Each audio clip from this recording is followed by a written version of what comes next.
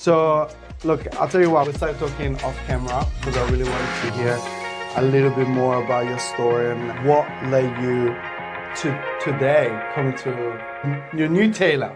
Now, but I wanted to give me in a few words and know where it started, I know where it ended, and you know, we're just in the middle of the story, but give me a little bit of that background. So, starting a few years ago. A few years ago. I was adopted as a baby. Yep. So I don't know my biological parents. Yep. But the beautiful people who adopted me, Yep. they raised me well. Unfortunately, cancer took both of them from me. Both of them. Both of them. My mother died when I was 13. It was just me and my father. And then cancer took him as well. When? It was about 22 years after Mum died. Yep.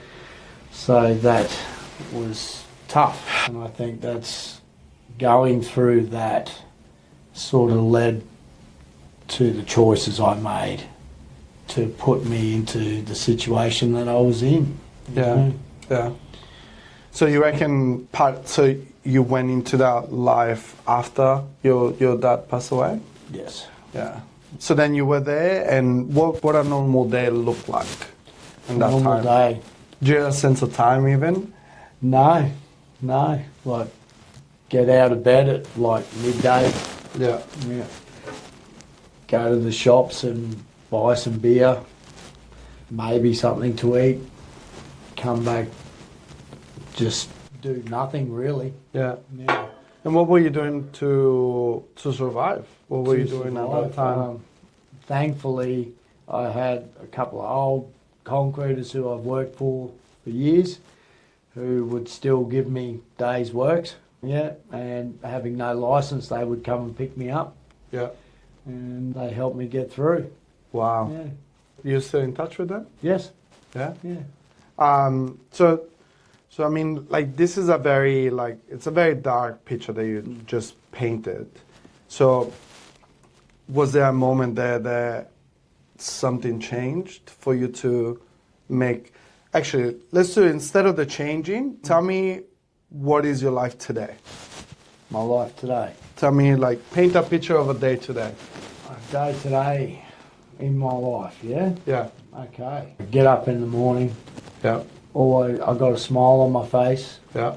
Just looking forward to the challenges ahead of me for the day. Yeah. Work out, because we talked about it. Gym.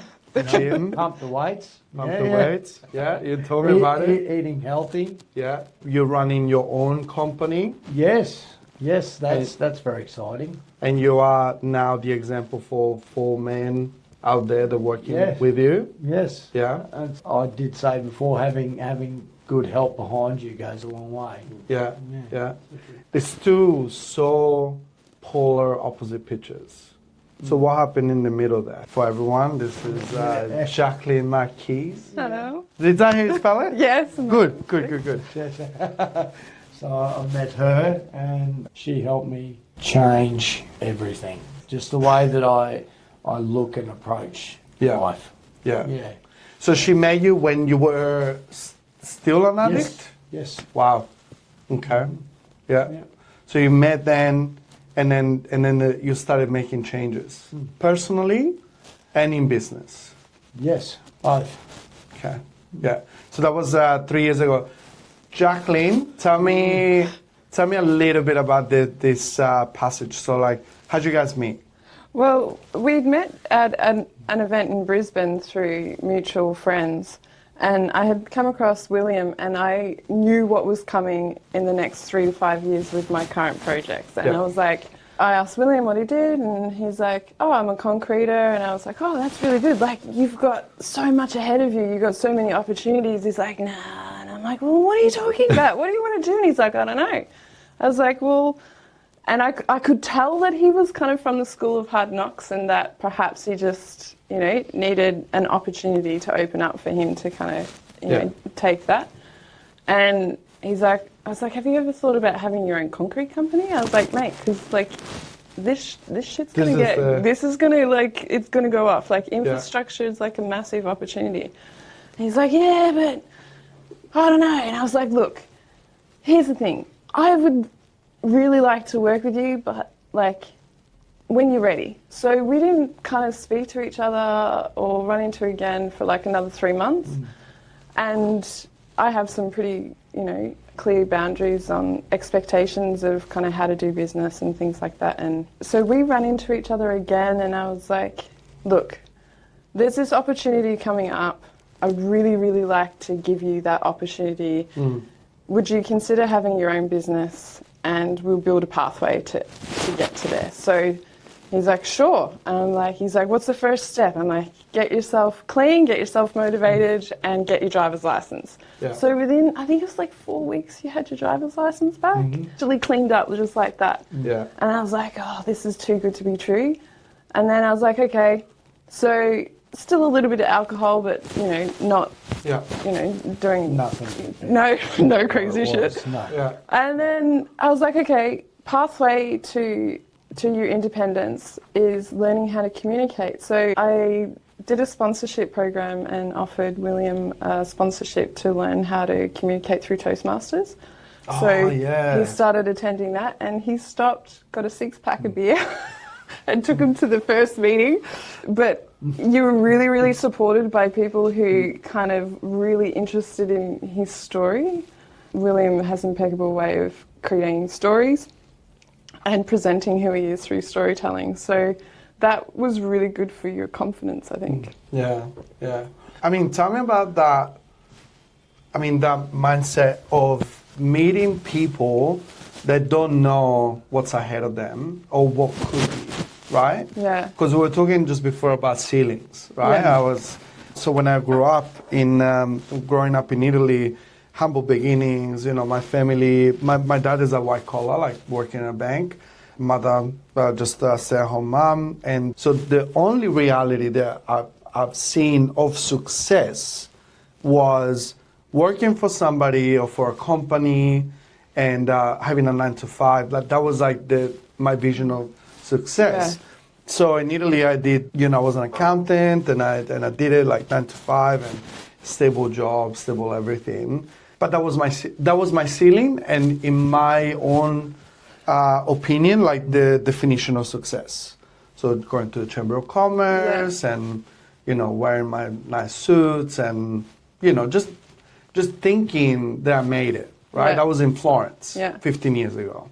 And then, when I look at that, it is such a limiting belief that I put on myself. It's like, that's the ceiling. Very easily achievable, right? So I feel like you met him where he thought to have achieved what he wanted to achieve, and then you took that ceiling out. Oh yeah, I took the ceiling out and So I kind of pushed him through the manhole. Really pushed him through this tight manhole. But And it was painful. It was painful for both of us. It was like, it wasn't an easy road, I can assure you. Sometimes like, what are you doing? What are you doing? what's happening? I'm I'm you might not ready. You might not. And I said to William, I was like, look, you might not understand, but you've agreed to this and you've trusted me to kind of push you to that level. So, you might not understand at the time what why, but, once you get through the ceiling, through the manhole, you're going to go, oh my gosh, there's another floor. Get out of town. So I think the pivotal changing point was like William looking at himself going, this is not the life that I kind of want to live. And then having people around him that like nurtured him and gave William the confidence to be who he was and accept him, and accepted him for who he was. Because one of the things that, like, if you don't mind me sharing this. Go for it. I don't mind. Yeah. But anytime you just say stop, all right? Go on. But we did talk about, it's like, is anything off limits? Is that, having a history of activity that probably isn't necessarily approved by society people can give you a hard time and not let it go, right? So, William's done some. I think people judge from your past or what you're doing instead of going, what opportunities are there? Yeah, and looking at William and going, you know, what a great success, like in such a short period of time. Can you please define a little bit more that part that people judge? Oh, like, you know, the statement of like, once a criminal, always a criminal, you know, like, or like. So wait, so we're talking about dealing, because you talked about addiction, Yes. but you were dealing as well. I think removing those barriers for his own entry and kind of going, like, raise yourself up to the next level, accept who you are, you're not that person anymore, and just constantly reminding him you are not that person anymore. Look at where you've been. Like, look at where you've come. Do an inventory check. Yeah. You know, back to where you were 3 years ago to where you are now. Like, there's success in that. So. But sometimes it's about needing something. Yeah. Is the need of it. So where did that need came for you, like in the life before? So you need it. Through the drugs and the alcohol.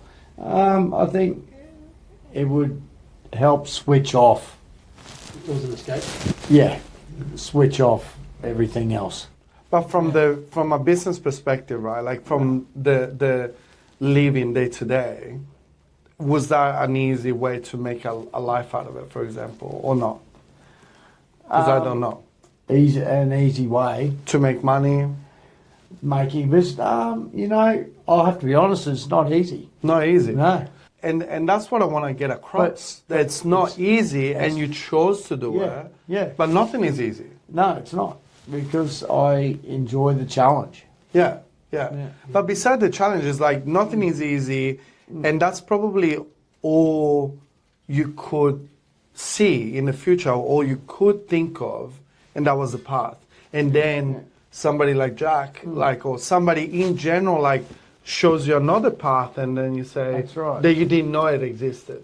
Because that's happened to me. I didn't, before coming to Australia, I didn't know that I could make of myself whatever I wanted, right? But So there also comes with a risk with that. So, like, my reputation is my brand, and I wanted to be able to put my full trust in William and what he wanted to achieve. And I was like, do you want to have your own business? Oh, yeah.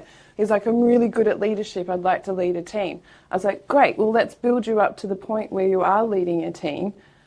But there's risk that comes with that. So I said to William, I was like, well, how about we start a concrete company, and then after 12 months, after you have like learnt the basics of business development and got your confidence in a business environment, and I know that you're going to lodge your BASs on time, and that you're going to, you know, work with really high quality teams around you to make sure that your business is running effectively and efficiently from a financial or governance point of view. After the 12 months time, if you're happy with your progress, I'll hand over the assets to you. And what do you get? I was like, nothing. Just the satisfaction that, you know, you've wanted to do this and that you've done it. And then if you like the work that I've been able to do, you will then, you know, I know that I've got your loyalty as far as, you know, future concrete products or jobs, that I'm not going to have someone who's going to rip me off, because I know what your business is like. I know that, you know, you're a reputable business person that I would want to work with. So, you know, after the first 12 months, you did so well, and it was easy to just handball it across. Wow. And that's amazing. That's so great.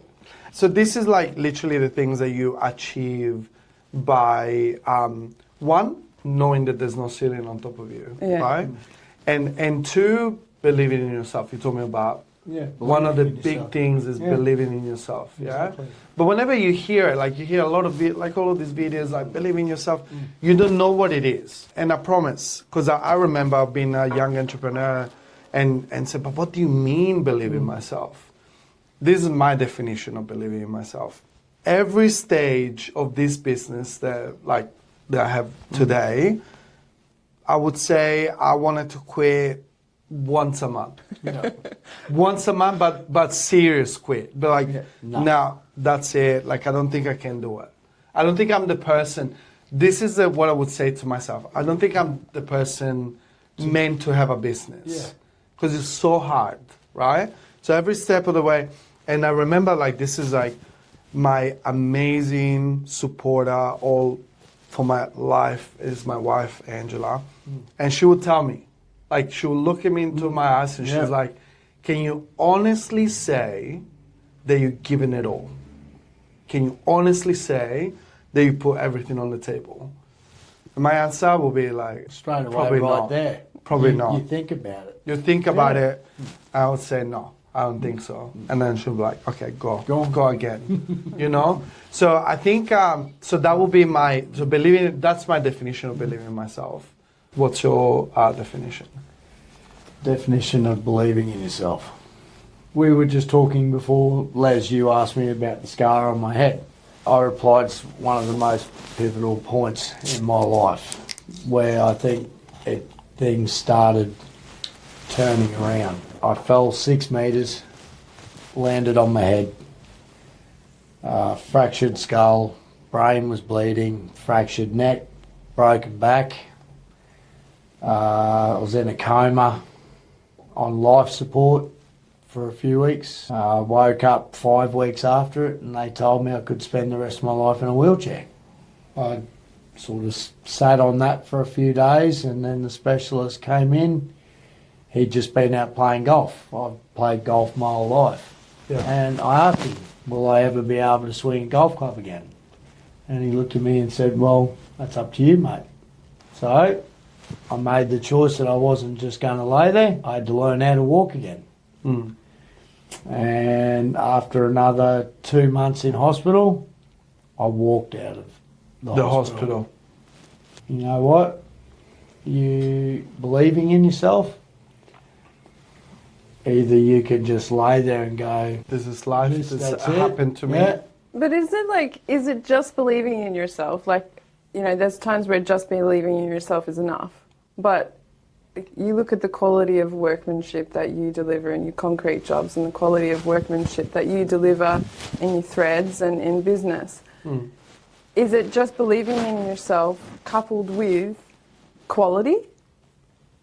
And like, what are the other things that add to it rather than just, you know, believing in yourself? Is there pathways? Because like one of the things that I advocate for is believing in yourself, yes, but having a clear pathway as well, because, you know, to go from here to the 6th floor, you know, is uncomprehendable when you don't know there is a 6th floor. So how do you get to that 6th floor or to the top of the building, you know, just by believing in yourself? Or is it developing pathways as well and then having, you know, good quality?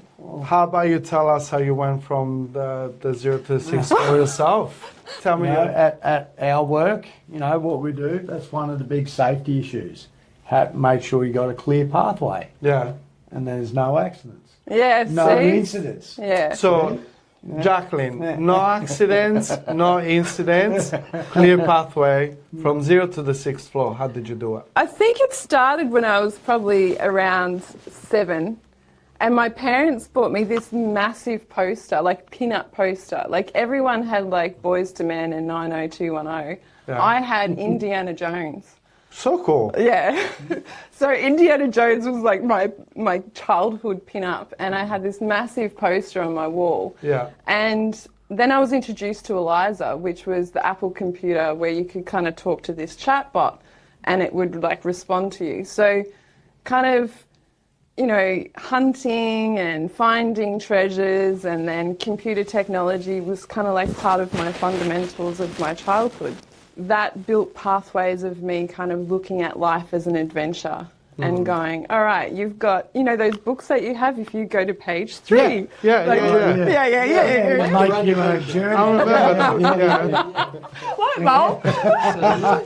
So that's kind of like what a Pathplayer game is. It's like, well, you've got an option. You can go to, you know, page 45 or you can go to page 15. Like, choose your own adventure. But you're doing that today. Absolutely. So tell me a little bit about that. So I'm a portfolio entrepreneur. A lot of people don't understand the term of portfolio entrepreneur. Yeah. You have an entrepreneur and a serial entrepreneur who's someone who would go from one business to another, whereas I have several projects and profiles at the same time. And I work with really good business managers to make sure that, you know, who are independent and I actually use threading business strategies, which has actually intrigued me with some of the podcasts that you're doing at the moment, because threads of success is another strategy that I use in business to be able to, to build capacity and scalability for large projects, and then getting all the values aligned, because it just makes it a lot easier when you're working with people who are on the same values, same path, same page. Yeah. Go straight to page 95. Yeah. So you haven't told me your zero floor yet. Oh. So Okay, actually, were you know you what? I've got always the this best girl stories. boss? Like, were you always today's person that you are? I'd say. Was there a moment, maybe 10 years ago, where you weren't this person? that you are today? I think if you ask my mother and my parents would say yes. All I right. always had the giants Mum, of success. Tell us. Call it. Call it now. Should we call her right now? Oh, she would. Should we call her? We'll do it after the break. I could tell you a massive story. I was etiquette trained at the age of 11. Like, my parents, and... So why aren't you standing straight then? Huh? Why aren't you sitting straight? Oh, it's because I'm relaxed. It's because I'm going to... I got a thing. I'm doing it. It went completely out of the window. Completely out of the window. I'll let you say, Like, okay. Yeah. Etiquette trained. You've 11. got to be relatable, and if you talk Yeah. like you've got a plum in your mouth, sometimes you're not that Can do. relatable. Okay. Yeah. All right. But my pivotal point was I wanted to get into the housing market 20 years ago, and I was completely out of the housing market in Victoria. So I looked at the Sunshine Coast, and I was like, that's where I want to go.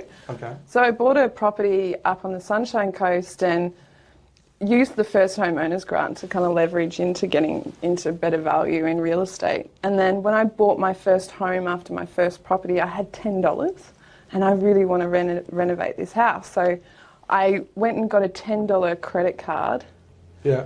With interest free for 12 months, Yeah. and renovated the house and made 60 grand off that $10. Yeah.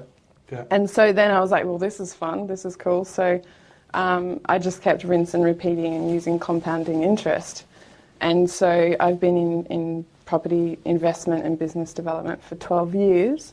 And then I got to 3 years ago, and I was a single mom. I was like trying to finish my degree and my master's in business. COVID-19 knocked me for 10 and my family. And I was like, if you were on your deathbed, if I had if I was on my deathbed, what would I regret? And it was like not living to my fullest potential.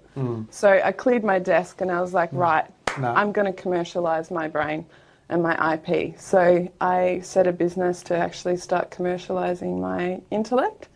And so far now, we operate 6 companies, and in construction, infrastructure, and creative industries. And we've got a big team behind us. And that's today. That's it. That's today. Les. Level 0, and level 6. So let's start from today. So today you're on level 6. What's your day looking like? I love what I do, and I've always tried to do that, but I was going down a pathway, I think, that was about commercialism, right? Because there was sort of a drive from when I was young.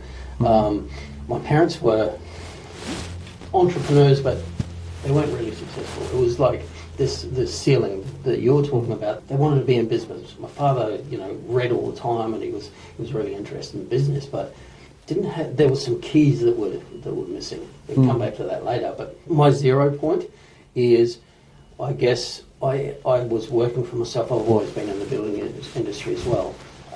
Had my own businesses, worked for other people, and started working for somebody. Was working for them for 5 years, and I was very comfortable. Right, it was enjoyable. I had plenty of time, and all of a sudden they decided to let me go, and I was like, okay, what do I do now? And it was thinking about, do I go get another job, or do I create something for myself? And there was a bit of I would have probably just stayed with them for as long as they were willing to hire me, and wasn't thinking about it. You know, I was just plodding along in the cycle. Just in the motion. That's it. That's it. And business is risky, right? So there's a lot more risk. But when you're an employee, you put risk on somebody else. Their responsibility to, again, being an employer is actually something that you are responsible for a lot of people, and sometimes that can get really heavy if things are plateauing, or you've got a lot of debt behind you or something like that.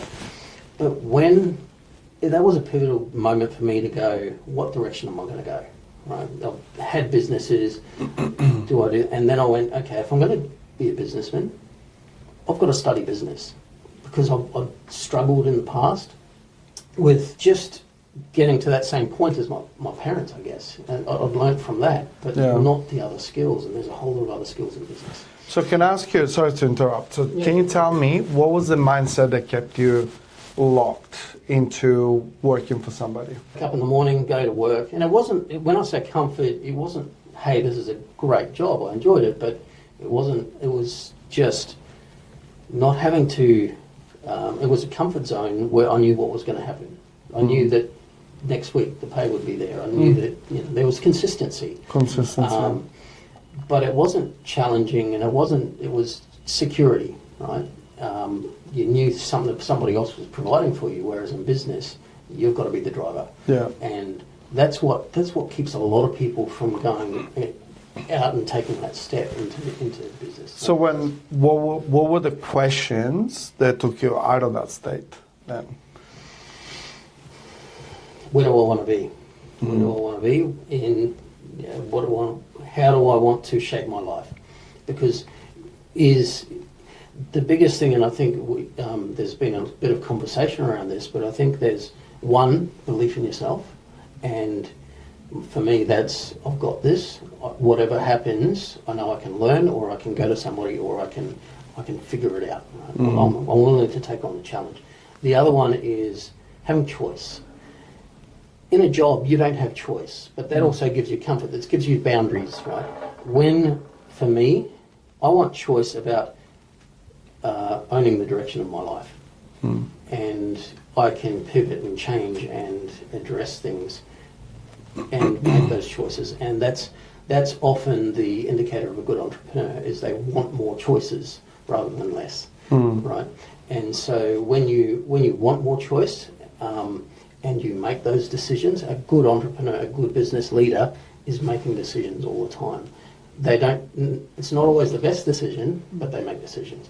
Whereas some people want to avoid decisions, and that's a big separator, I guess. Yeah. I feel like, I don't know if you guys agree, but it sounds like we're going into the realm of control. Oh. So it sounds like we're talking about control here, right? So you're realizing that instead of having a life guided by other people's choices, you want to take control and take your own path. Your own direction, yeah. You have gone through a life that was almost given to you, and you fell into it, and then you regain control by taking decisions that were difficult. Yeah. And then yourself, you're into the control, actually, because you're into even with the path and the game path that you're picking and your decisions, you are within the control, right? Yeah. So why are we scared of control then? Were you ever scared of control? You sounded like you were scared of control. Yeah. When you say scared of control, from the other side or from me? From you. Yeah, I think fear of control comes from fear of outcome. Failure, maybe? Yes, fear of failure, fear of if I make this decision, will I make the wrong decision, right?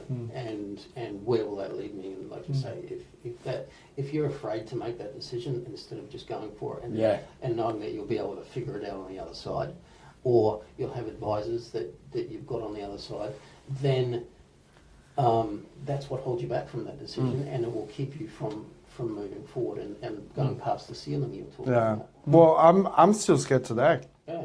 Well, look, I honestly feel like the like I am in a moment where like even, my business is like it's growing and I told my wife like literally 2 days ago, I was like, why am I so scared of money? Why am I so scared of, having this control over like the business and our life?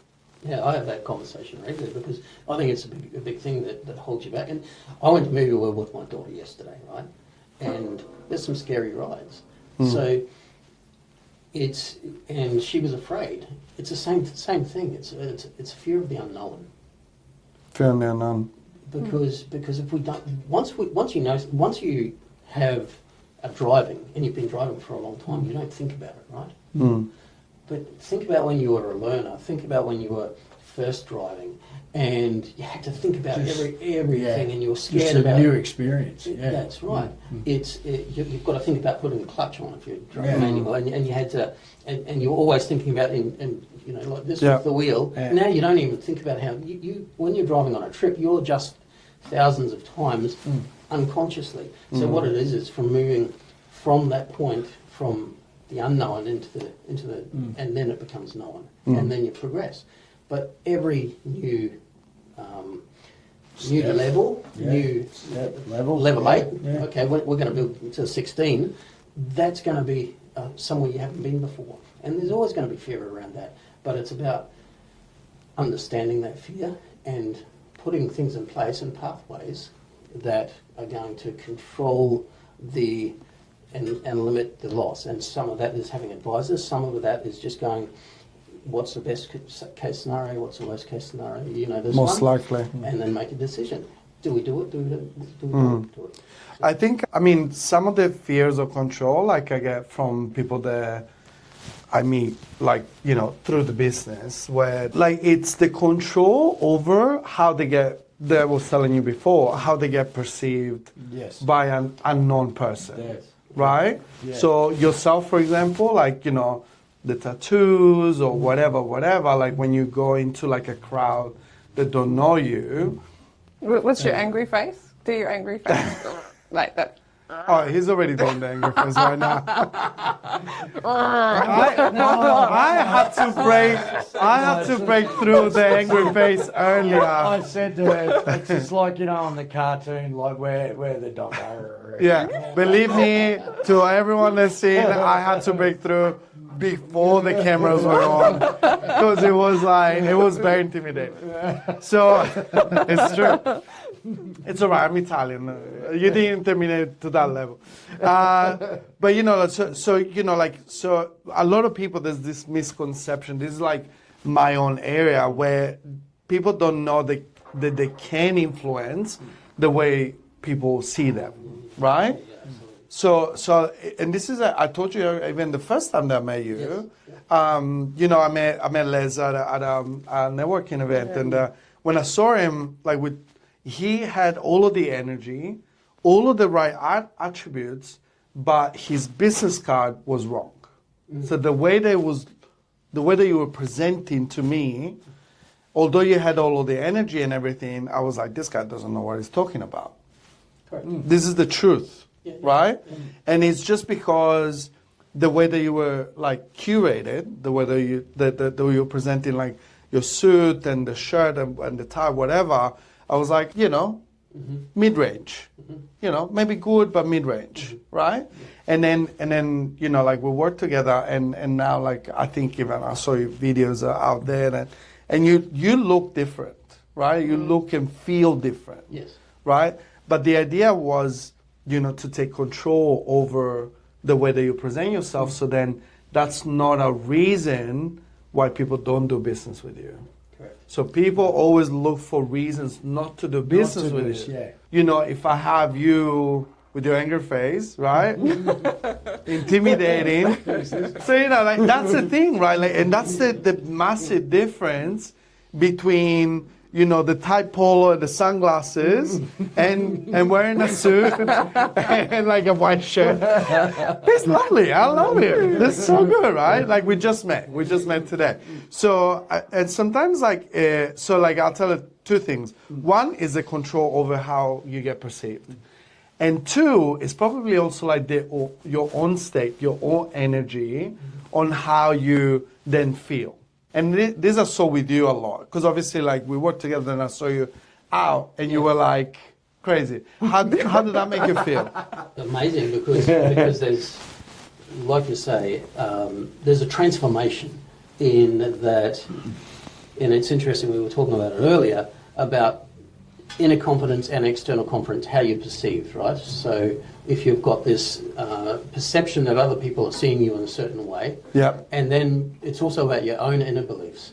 And if you can adjust that even 5%, 10%, it makes a huge difference. And like you said, how you're perceived the first time when you meet somebody, drastic difference in that it's not just, for example, like this suit. Yeah. It is the differences between this versus a standard suit is phenomenal, because you know it fits you. You just know that you look professional and that you're going to be perceived as professional. It's just not something you think about anymore. It becomes part of you. Like I said, you're driving. This is now the brain. This is the process. Okay. And it becomes background. It doesn't have you thinking, how do they think about me anymore? Right. Like perceive me. So that's the difference in. It's cool. Yeah. And Absolutely. and yourself, like, because today this is your first time to a tailor.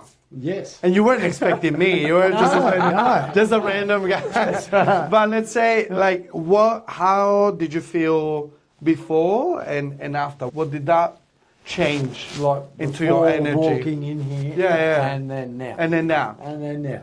This morning, before we got here, like, I was excited. Yeah. Yeah, excited.